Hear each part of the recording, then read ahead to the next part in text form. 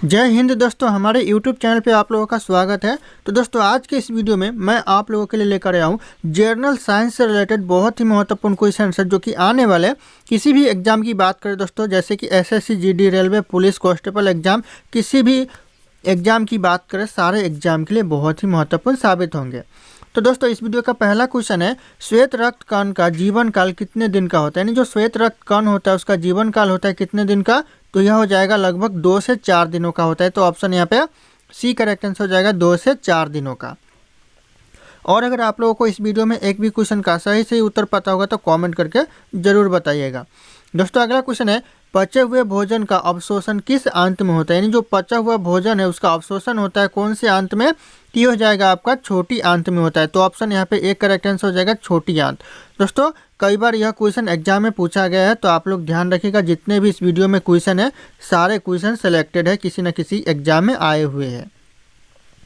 दोस्तों, अगला क्वेश्चन है, शरीर की सबसे बड़ी ग्रंथि क्या होता है? यानी जो शरीर की जो सबसे बड़ी ग्रंथि होती है वह होती है लीवर। तो ऑप्शन यहाँ पे डी करेक्ट आंसर हो जाएगा, लीवर। ध्यान रखिएगा दोस्तों, कई बार एग्जाम में पूछा गया है।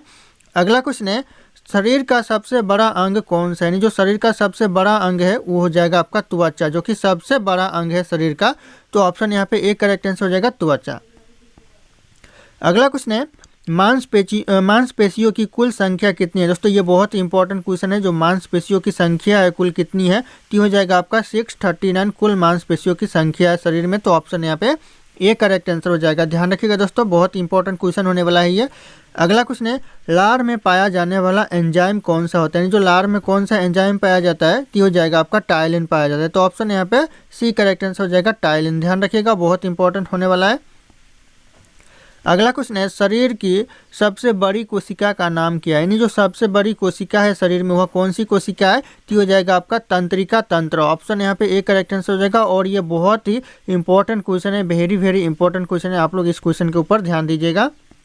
दोस्तों, अगला क्वेश्चन है, शरीर में अमीनो अम्ल की संख्या कितनी होती है? दोस्तों, जो शरीर में अमीनो अम्ल की संख्या होती है कितनी होती है? तो हो जाएगा आपका ऑप्शन बी 20 होती है। तो 20 करेक्ट आंसर हो जाएगा, ऑप्शन बी। ध्यान रखिएगा, ये भी क्वेश्चन एग्जाम के लिए बहुत ही महत्वपूर्ण है।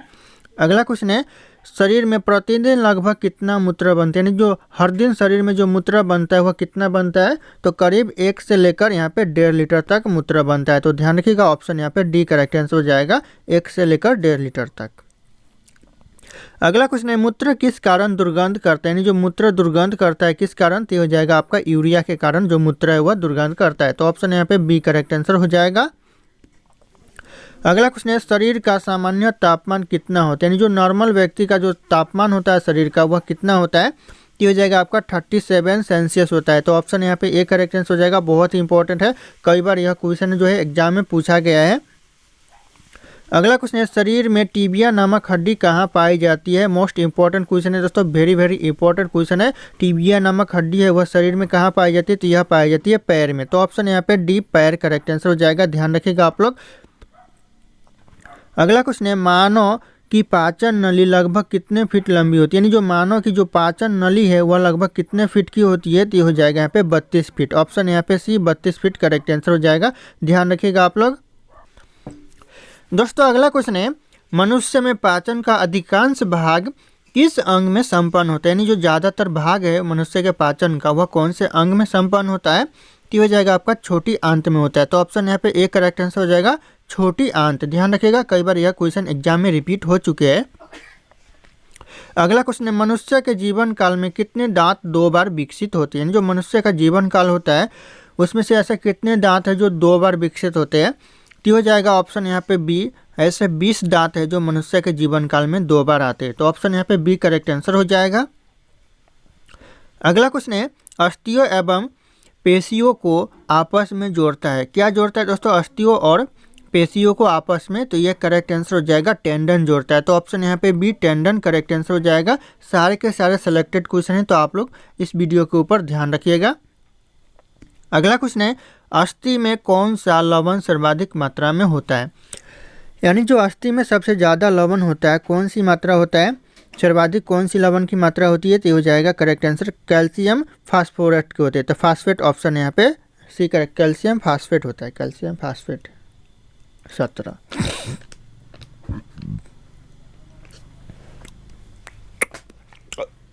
दोस्तों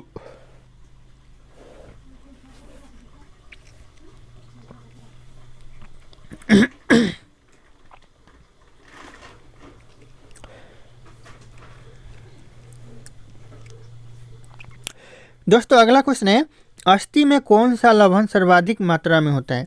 यानी अस्थि में कौन सा लवण है जो सबसे ज़्यादा होता है?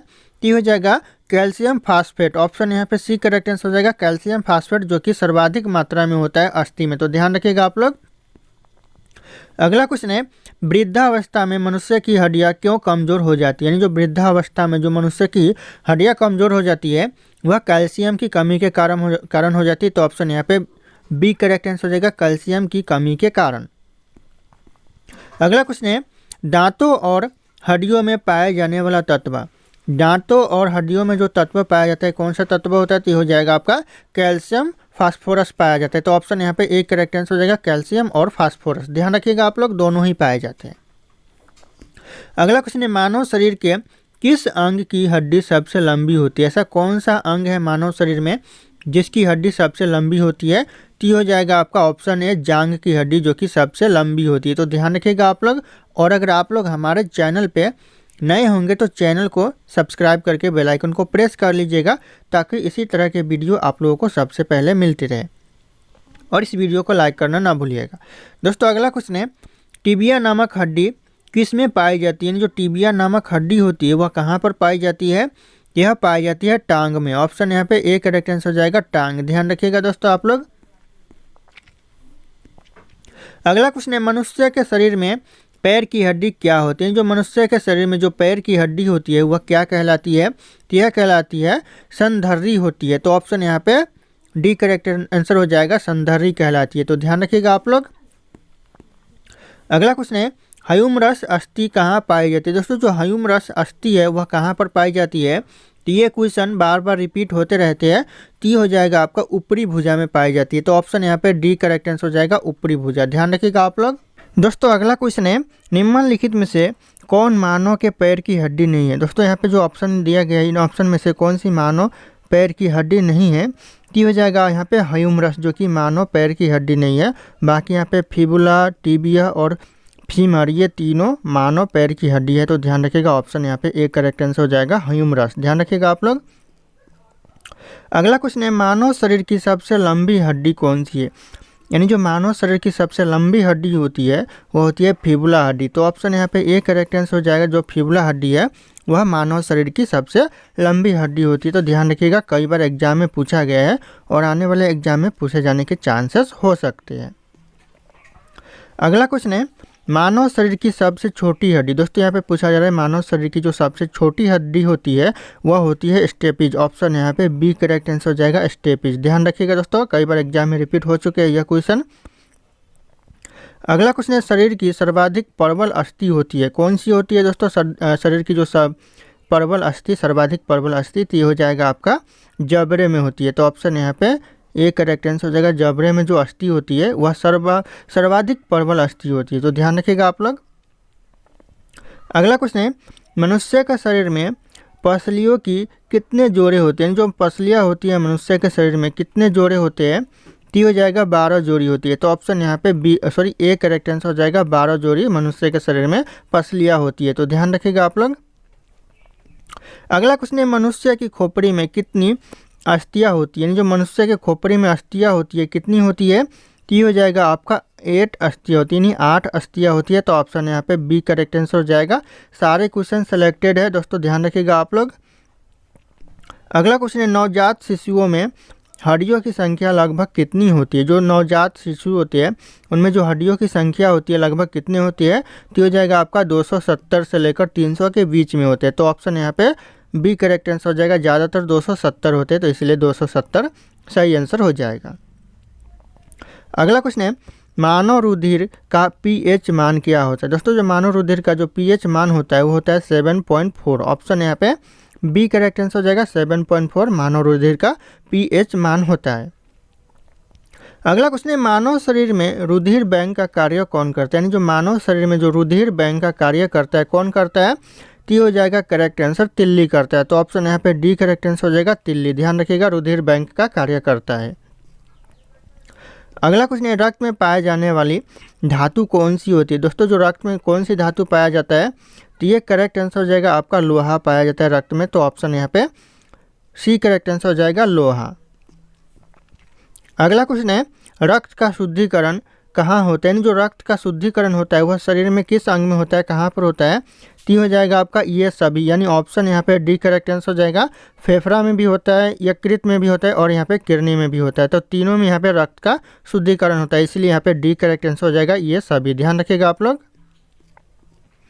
अगला क्वेश्चन है, मानव शरीर में खून का शुद्धिकरण की प्रक्रिया को क्या कहते हैं। यानी जो मानव शरीर में खून की शुद्धिकरण की प्रक्रिया को कहते हैं वह क्या कहते हैं, तो यह कहते हैं डायलिसिस कहते हैं। तो ऑप्शन यहाँ पे डी करेक्ट आंसर हो जाएगा डायलिसिस। ध्यान रखिएगा, ये भी बहुत ही महत्वपूर्ण क्वेश्चन है, ये बहुत ही important, very very important question है। तो आप लोग इस क्वेश्चन के ऊपर भी नज़र बनाए रखिएगा। अगला क्वेश्चन है, रक्त में लाल रंग किस निम्नलिखित में से किसके कारण होता है। रक्त लाल रंग का होता है वह किसके कारण होता है, इन ऑप्शन में से। तो हो जाएगा आपका हीमोग्लोबिन के कारण होता है। तो ऑप्शन यहाँ पे डी करेक्ट आंसर हो जाएगा हीमोग्लोबिन। दोस्तों अगला क्वेश्चन है, हीमोग्लोबिन में क्या होता है। दोस्तों यहाँ पे हीमोग्लोबिन लिखा है, यहाँ पे रक्त भी लिख सकता है और खून भी लिख सकता है। तो ध्यान रखिएगा आप लोग, हीमोग्लोबिन यहाँ पे पूछा जा रहा है। तो हो जाएगा आपका लोहा होता है। तो ऑप्शन यहाँ पे बी, हीमोग्लोबिन में लोहा पाया जाता है। ध्यान रखिएगा आप लोग। अगला क्वेश्चन है, शरीर में हीमोग्लोबिन का कार्य क्या होता है। जो शरीर में जो रक्त का कार्य होता है वह क्या होता है। तो हो जाएगा ऑक्सीजन को यहाँ पे परिवहन करना। तो ऑक्सीजन परिवहन करना, ऑप्शन यहाँ पे डी करेक्ट आंसर हो जाएगा। ध्यान रखिएगा, जो रक्त का कार्य यानी हीमोग्लोबिन का कार्य होता है। तो ध्यान रखिएगा आप लोग। अगला क्वेश्चन है, हीमोग्लोबिन किसका महत्वपूर्ण घटक है। यानी जो घटक है किसका महत्वपूर्ण घटक है हीमोग्लोबिन। तो हो जाएगा आपका आरबीसी का घटक है। तो ऑप्शन यहाँ पे सी, आरबीसी करेक्ट आंसर हो जाएगा। हीमोग्लोबिन महत्वपूर्ण घटक है। अगला क्वेश्चन है, कौन सी रक्त वाहिकाएं साफ रक्त फेफड़े से हृदय में ले जाती है। कौन सी रक्त वाहिकाएं है जो कि साफ रक्त फेफड़ों से हृदय में ले जाती है। तो हो जाएगा करेक्ट आंसर फुफ्फुस शिरा। ऑप्शन यहाँ पे बी करेक्ट आंसर हो जाएगा फुफ्फुस शिरा। ध्यान रखिएगा, कई बार एग्जाम में पूछा गया है इस तरह के क्वेश्चन। अगला क्वेश्चन है, निम्नलिखित में से किसकी सहायता से रक्त द्वारा ऑक्सीजन ले जाया जाता है। किसकी सहायता से दोस्तों रक्त द्वारा ऑक्सीजन को ले जाया जाता है। तो ये करेक्ट आंसर हो जाएगा लोहित कोशिकाएं के सहायता से। दोस्तों ध्यान रखिएगा, ऑप्शन यहाँ पे सी करेक्ट आंसर हो जाएगा। लोहित कोशिकाएं के सहायता से रक्त द्वारा ऑक्सीजन को ले जाया जाता है। तो ध्यान रखिएगा आप लोग। अगला क्वेश्चन है, किसके मौजूदगी के कारण शरीर के भीतर रक्त जमता है। किसकी मौजूदगी के कारण दोस्तों शरीर के भीतर रक्त जमता है। तो हो जाएगा हेपेरिन के कारण। ऑप्शन यहाँ पे बी, हेपेरिन करेक्ट आंसर हो जाएगा। ध्यान रखिएगा आप लोग। अगला क्वेश्चन है, मानव शरीर का रक्त बैंक क्या कहलाता है। दोस्तों जो मानव शरीर का रक्त बैंक है वह प्लीहा कहलाता है। तो ऑप्शन यहाँ पे ए करेक्ट आंसर हो जाएगा प्लीहा। ध्यान रखिएगा आप लोग, ये भी बहुत महत्वपूर्ण क्वेश्चन है, एग्जाम में पूछा गया है। अगला क्वेश्चन है, रुधिर के प्लाज्मा में निम्नलिखित में से किसके द्वारा एंटीबॉडी निर्मित होती है। दोस्तों जो रुधिर के प्लाज्मा में जो एंटीबॉडी निर्मित होती है वह किसके द्वारा होती है। तो हो जाएगा आपका लिम्फोसाइट के द्वारा होती है। तो ऑप्शन यहाँ पे ए करेक्ट आंसर हो जाएगा लिम्फोसाइट। ये क्वेश्चन बहुत ही इंपॉर्टेंट है, वेरी वेरी इंपॉर्टेंट है। आप लोग इस क्वेश्चन के ऊपर भी नज़र बनाए रखिएगा। अगला क्वेश्चन है, लाल रक्त कणिकाएँ किस नाम से जानी जाती है। यानी जो लाल रक्त कणिकाएँ है उससे किस नाम से जानी जाती है। तो हो जाएगा इरिथ्रोसाइटस के नाम से जानी जाती है। तो ऑप्शन यहाँ पे डी करेक्ट आंसर हो जाएगा इरिथ्रोसाइटस। ध्यान रखिएगा दोस्तों, ये भी बहुत ही महत्वपूर्ण क्वेश्चन है। अगला क्वेश्चन है, लाल रक्त कणिकाएँ कहाँ उत्पन्न होती है। दोस्तों जो लाल रक्त कणिकाएँ उत्पन्न होती है कहाँ पर उत्पन्न होती है। तो हो जाएगा आपका अस्थि मज्जा में होती है। तो उत्पन्न, तो ऑप्शन यहाँ पे बी, अस्थि मज्जा करेक्ट आंसर हो जाएगा। अगला क्वेश्चन है, निम्नलिखित में से किसको आरबीसी का कब्रिस्तान कहा जाता है। आरबीसी का जो कब्रिस्तान कहा जाता है इन ऑप्शन में से किसे कहा जाता है। तो हो जाएगा आपका प्लीहा को कहा जाता है। तो ऑप्शन यहाँ पे ए, प्लीहा करेक्ट आंसर हो जाएगा। अगला क्वेश्चन है, सर्वप्रथम रक्त परिसंचरण तंत्र का अध्ययन किसने किया। दोस्तों सबसे पहले जो रक्त परिसंचरण तंत्र का जो अध्ययन किया वह किसने किया। तो हो जाएगा करेक्ट आंसर हार्वे ने किया। तो ऑप्शन यहाँ पे बी, हार्वे करेक्ट आंसर हो जाएगा। अगला क्वेश्चन है, पेस मेकर का संबंध किससे है। यानी जो पेस मेकर का संबंध है वह किससे है। तो हो जाएगा आपका हृदय से। तो ऑप्शन यहाँ पे सी करेक्ट आंसर हो जाएगा हृदय। और यह क्वेश्चन भी एग्जाम में रिपीट होते रहते हो, तो ध्यान रखिएगा आप लोग। अगला क्वेश्चन है, गति प्रेरक किससे संबंधित है, यानी जो गति प्रेरक है वह संबंधित है किससे, तो हो जाएगा आपका हृदय से संबंधित है। तो ऑप्शन यहाँ पे डी करेक्ट आंसर हो जाएगा, हृदय। और ये भी क्वेश्चन रिपीट होते रहते तो आप लोग ध्यान रखिएगा।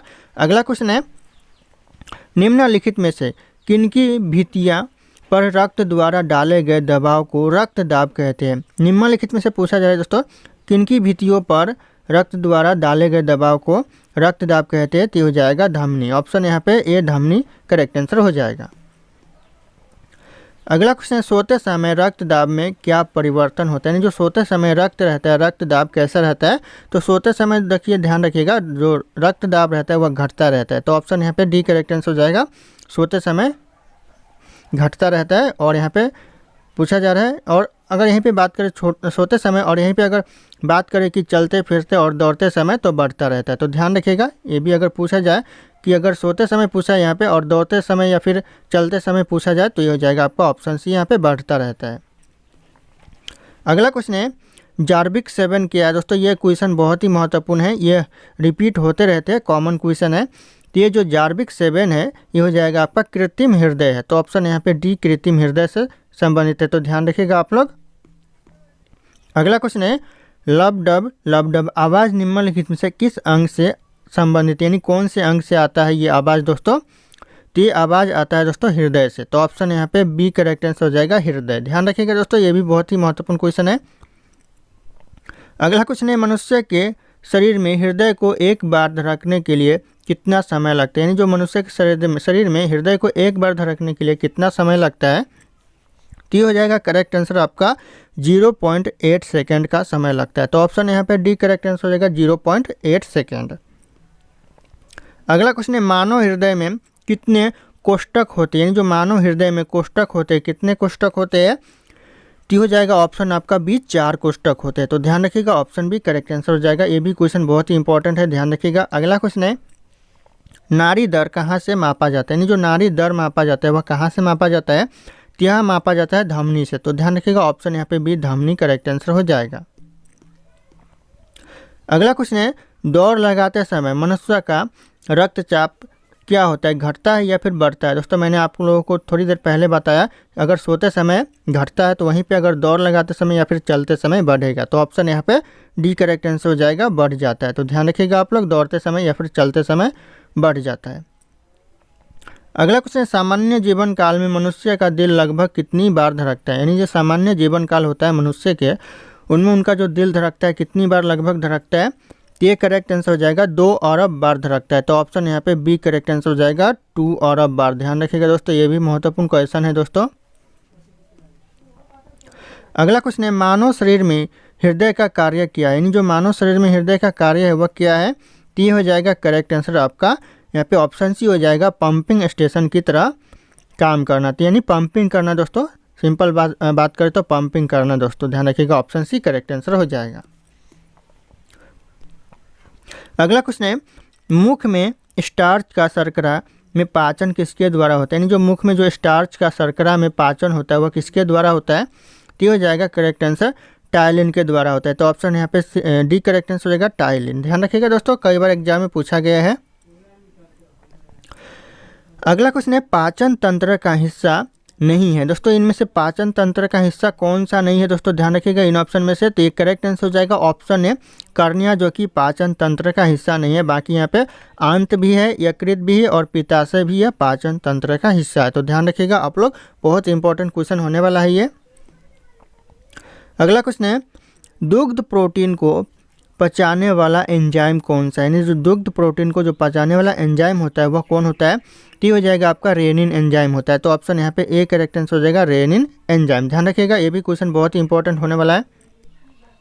अगला क्वेश्चन है, अधिकतम पोषक तत्व रक्त में कहाँ से अवशोषित किए जाते हैं, जो ज़्यादातर जो पोषक तत्व रक्त में अवशोषित किए जाते हैं कहाँ से किए जाते हैं, तो हो जाएगा आपका छोटी आंत से किए जाते हैं। तो ऑप्शन यहाँ पे ए करेक्ट आंसर होगा, छोटी आंत। ध्यान रखिएगा दोस्तों, बहुत ही इंपॉर्टेंट सवाल है ये। अगला क्वेश्चन है, पेट में भोजन को पचाने के लिए निम्नलिखित में से किसकी खास आवश्यकता होती है। इन ऑप्शन में से जो खास आवश्यकता होती है पेट में भोजन को पचाने के लिए किस चीज़ की होती है, तो हो जाएगा आपका एंजाइम की आवश्यकता होती है। तो ऑप्शन यहाँ पे सी करेक्ट आंसर हो जाएगा, एंजाइम। ध्यान रखिएगा, बहुत ही इंपॉर्टेंट क्वेश्चन है, सवाल है ये। अगला क्वेश्चन है लार किसके पाचन में सहायक होती है, जो लार होती है वह किसके पाचन में सहायक होती है, टी हो जाएगा आपका स्टार्च के पाचन में सहायक होती है। तो ऑप्शन यहाँ पे ए करेक्ट आंसर हो जाएगा स्टार्च।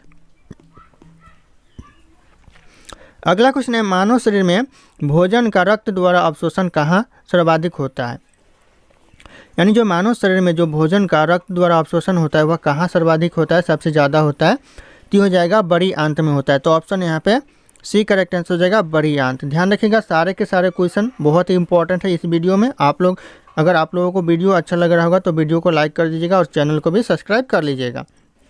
दोस्तों अगला क्वेश्चन है प्रोटीन का पाचन कहाँ से आरंभ होता है, यानी जो प्रारंभ होता है प्रोटीन का पाचन वह कहाँ से होता है, तो हो जाएगा आपका उदर से आरंभ होता है प्रोटीन का पाचन। तो ऑप्शन यहाँ पे ए करेक्ट आंसर हो जाएगा उदर। अगला क्वेश्चन है पेप्सिन क्या है। दोस्तों ये क्वेश्चन बहुत ही इंपॉर्टेंट है, बार बार रिपीट होता है कि पेप्सिन क्या है दोस्तों, तो ये करेक्ट आंसर हो जाएगा, ये हो जाएगा एंजाइम है। ऑप्शन यहाँ पे सी एक प्रकार का पेप्सिन है वह एंजाइम है, ध्यान रखिएगा आप लोग। अगला क्वेश्चन है पेप्सिन किसको किस में बदल देता है, जो पेप्सिन है वह बदल देता है किसको किस में बदल देता है, तो ये हो जाएगा यहाँ पे प्रोटीन को पॉलीपेप्टाइड में बदल देता है। तो ऑप्शन यहाँ पे डी करेक्ट आंसर हो जाएगा, प्रोटीन को या पॉलीपेप्टाइड में बदल देता है। तो ध्यान रखिएगा ये भी क्वेश्चन इंपॉर्टेंट हो सकता है। अगला क्वेश्चन है पाचन क्रिया में प्रोटीन निम्नलिखित में से किस पदार्थ में बदल जाते हैं, यानी जो पाचन क्रिया में वह प्रोटीन है वह किस पदार्थ में बदल जाते हैं दोस्तों, इन ऑप्शन में से तो आपका अमीनो अम्ल में बदल जाता है। तो ऑप्शन यहाँ पे ए करेक्ट आंसर हो जाएगा अमीनो अम्ल, ध्यान रखिएगा। अगला क्वेश्चन है निम्नलिखित में से वह कौन सा अंग है जो मानव शरीर में ग्लाइकोजेन के रूप में कार्बोहाइड्रेट को जमा करता है, कौन सा ऐसा अंग है दोस्तों मानव शरीर में जो कि ग्लाइकोजेन के रूप में कार्बोहाइड्रेट को जमा करता है, तो हो जाएगा आपका यकृत है। ऑप्शन यहाँ पे ये करेक्ट आंसर हो जाएगा यकृत, ध्यान रखिएगा ये क्वेश्चन इंपॉर्टेंट हो सकता है आप लोगों के लिए। अगला क्वेश्चन है पित्त निम्नलिखित में से किसके द्वारा पैदा किया जाता है। दोस्तों जो पित्त पैदा किया जाता है इन ऑप्शन में से वह किसके द्वारा, तो हो जाएगा आपका यकृत के द्वारा यह पैदा किया जाता है। तो ऑप्शन यहाँ पे डी करेक्ट आंसर हो जाएगा यकृत के द्वारा, ध्यान रखिएगा आप लोग। अगला क्वेश्चन है पित्त जमा होता है। दोस्तों जो पित्त है वह कहाँ पर जमा होता है, तो हो जाएगा आपका पित्ताशय में पित्त जमा होता है। तो ऑप्शन यहाँ पे बी करेक्ट आंसर हो जाएगा पित्ताशय, ध्यान रखिएगा बहुत ही इंपॉर्टेंट सवाल है ये।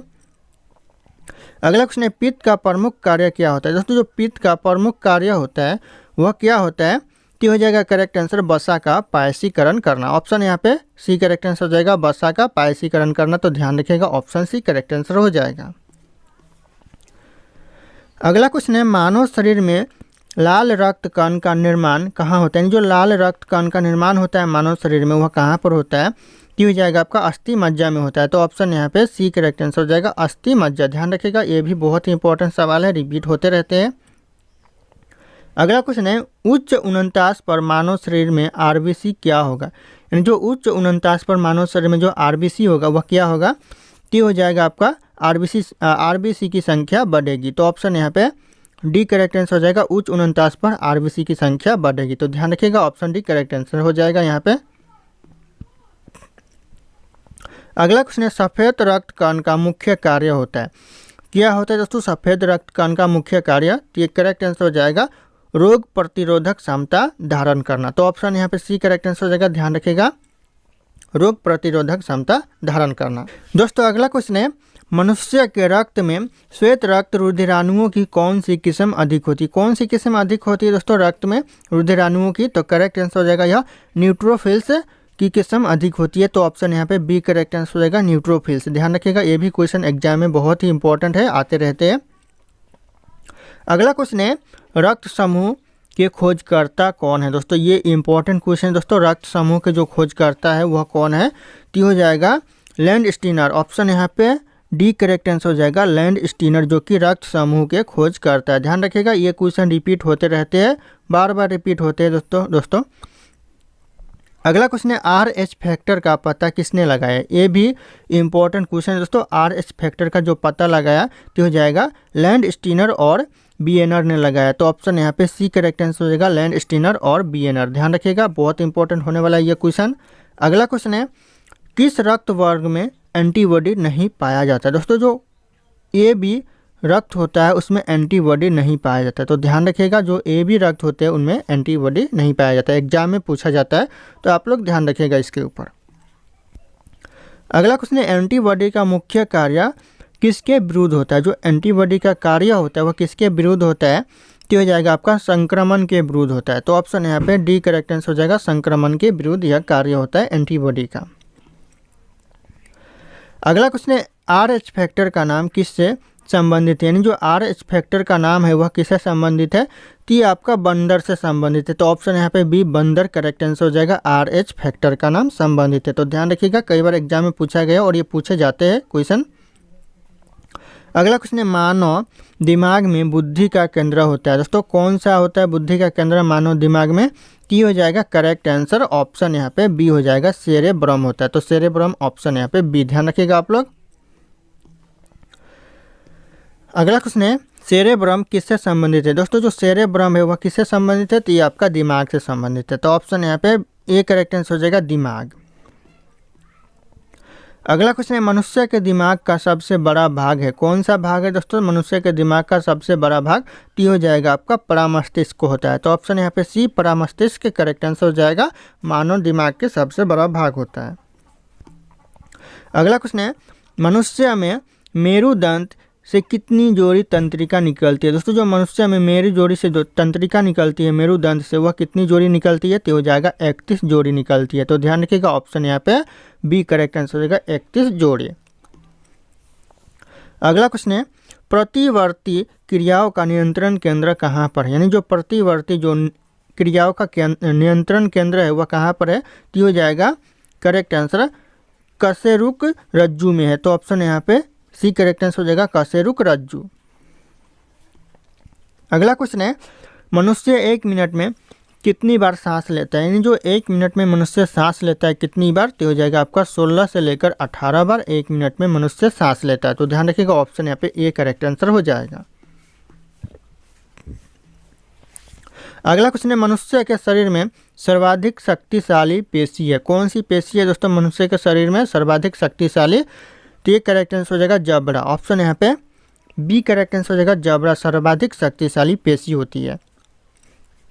अगला क्वेश्चन है, किस अम्ल में मांसपेशियों में जमा होने के कारण मनुष्य को थकान महसूस होती है? किस अम्ल के कारण दोस्तों? तो ये करेक्ट आंसर हो जाएगा पायरुविक अम्ल के कारण। ऑप्शन यहाँ पे ए करेक्ट आंसर हो जाएगा, पायरुविक अम्ल।